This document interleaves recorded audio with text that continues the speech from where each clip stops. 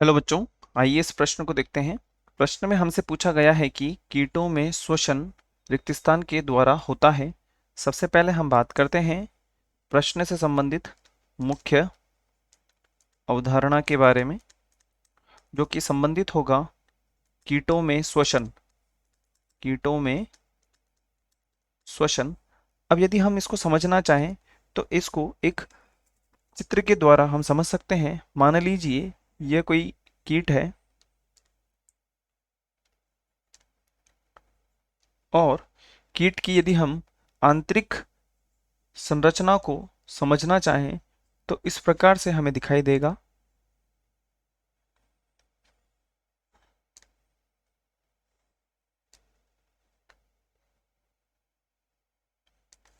और यदि हम बात करें तो यहाँ पर ये हमारे पास में हो जाता है ट्रेकियल सिस्टम, और इस प्रकार से यहाँ पर 10 जोड़ी हमें श्वास रंध्र देखने को मिलते हैं, जिनकी मदद से कीट जो होते हैं श्वास प्रक्रिया को पूर्ण करते हैं। अब यदि हम बात करें तो हम यहाँ पर लिख सकते हैं कि कीटों में या कीटों के शरीर में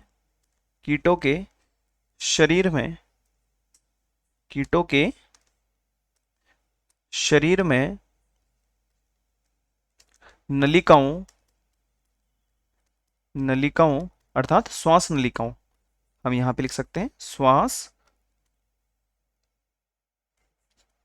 नलिकाएं या श्वास रंध्र का एक जाल, अर्थात एक तरीके से हम कह सकते हैं ट्रेकियल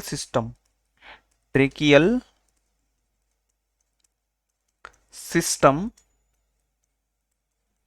पाया जाता है।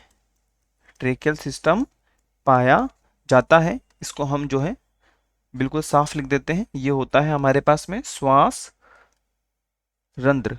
और यदि हम बात करें जिससे, और ये जो ट्रेकियल सिस्टम होता है इसकी मदद से क्या करते हैं, जिससे वातावरण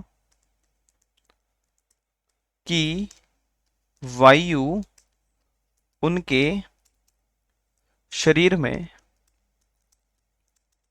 सीधे पहुंचती है,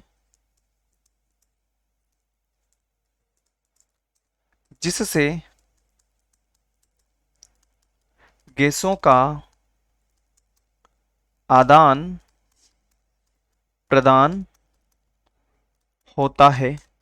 तो प्रश्न में हमसे पूछा गया है कि श्वसन किसके द्वारा होता है, तो हम यहाँ पर बहुत आसानी से लिख सकते हैं कि जो श्वसन होता है वह ट्रेकियल सिस्टम के द्वारा होता है, अर्थात श्वास रंध्रों की मदद से। यहाँ पर हमें दिखाई दे रहा है कि ट्रेकियल सिस्टम अर्थात ट्रिकिया यहाँ पे पाई जाती है, जो कि हमें चित्र में भी दिखाई दे रहा है। और यही हमारे प्रश्न का वांछित उत्तर है। आशा है आप इसे अच्छी तरह समझ गए होंगे।